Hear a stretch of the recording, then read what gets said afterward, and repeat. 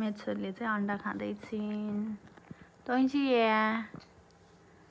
यसरी अन्डा खान्छन् मेरो छोरीले चाहिँ।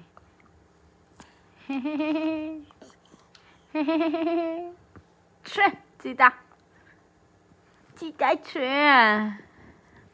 म चाहिँ सधैँ यसरी नै उसलाई थोरै मात्रामा आफ्नो अलिकति ब्रेस्ट फिडिङ मिल्क अनि थोरै त्यो अन्डाको भित्री पहेँलो भाग बनाएर त्यसलाई म्याक्स गरेर मैले चाहिँ यसरी मेरो छोरालाई दिनको एकपटक दिने गरेको छु।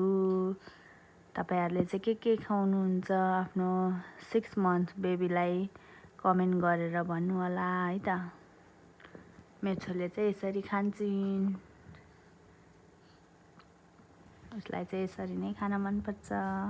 मैले चाहिँ यसरी नै दिने गरेको छु। केही आइडिया छ भने तपाईहरु पनि शेयर गरिदिनु होला है।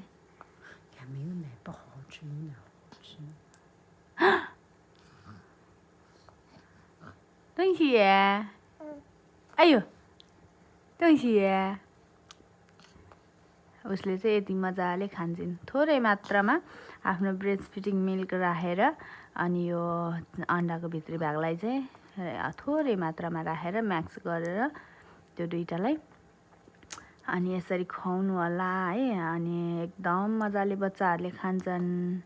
तपाईहरुले चाहिँ के खुवाउनुहुन्छ मलाई पनि रिकमेन्ड गर्नु होला है। म पनि खुवाउँछु।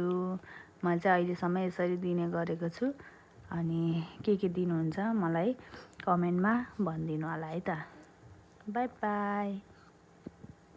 तैँसिए बाइ बाइ।